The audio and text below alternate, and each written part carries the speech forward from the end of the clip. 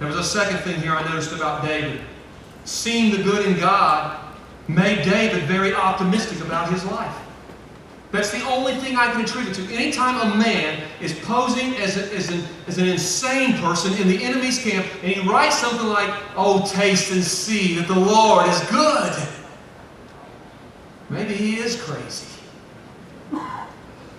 Or maybe there's something about that revelation that no matter where you're at in life causes you to be very optimistic. Have you noticed how many pessimistic people are in this great nation? I want you to know something, Americans. We weren't always as pessimistic as we are today. We weren't always as negative as we are today, or we would not be here today. I want you to know that our forefathers were very positive.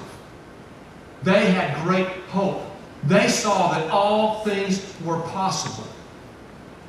We have generations before us that went through stuff that we cannot relate to today to pioneer this nation. The price tag was incredible. And yet they saw the possibilities and they ran after it. Today we're moved by every wind and every trend and every news report on CNN and every time they change a couple numbers at the gas pumps, and man, we're falling apart. What's wrong with us? We haven't had a revelation of just how good that God is. Some of David's best songs were written while he was on the lam. Not all of them were written while he was on the lam. It's on the run. If you don't know what that means, it's not L-A-M-B, it's just L-A-M. On the run. He was a criminal, at least through Saul's eyes.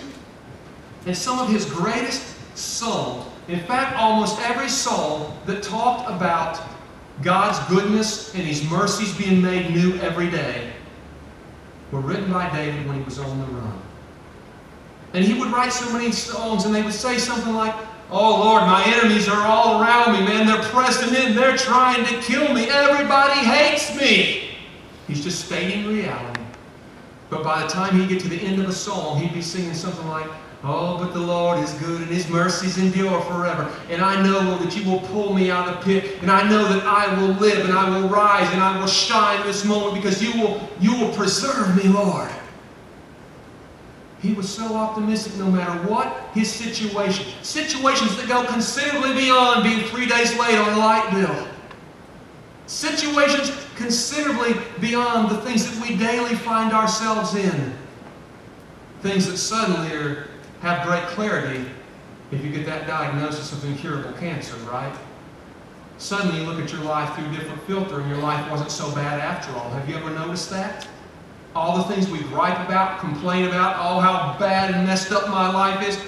Get diagnosed with a terminal disease and suddenly you realize how great your life was the whole time.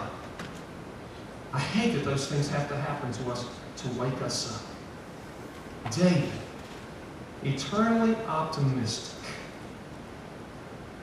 How many's ever heard of a cockeyed optimist? You ever heard that expression before?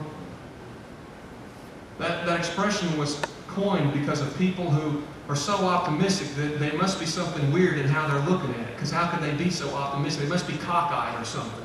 They're not looking at it right, or they wouldn't be so optimistic about this. How many's ever known some people like that? There's some people in this church like that. There's people in this church family that you can go to them no matter what they're going through. And so what's going on? Well, blah, blah, blah. Just like David. Well, all my enemies are around me. They're trying to kill me. And, I'm blah, blah, blah. It's like, oh, you're doing okay. It's like, oh, yeah, man. God is good. He's doing incredible things, man. He's really showing me some stuff right now that He wants to do in my life. And it's like, wow. That's what it means to be a Christian right there. So it's possible.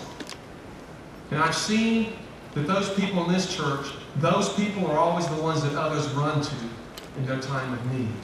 Because they know they're going to find an encouraging word that person's going to find something optimistic to say to them. Even in failure, David remained optimistic in God. Getting a throne, losing a throne, getting a position, losing a position. He knew he was anointed from being a young boy to be the king of all Israel. And yet it doesn't look like in the natural. He's going to live long enough.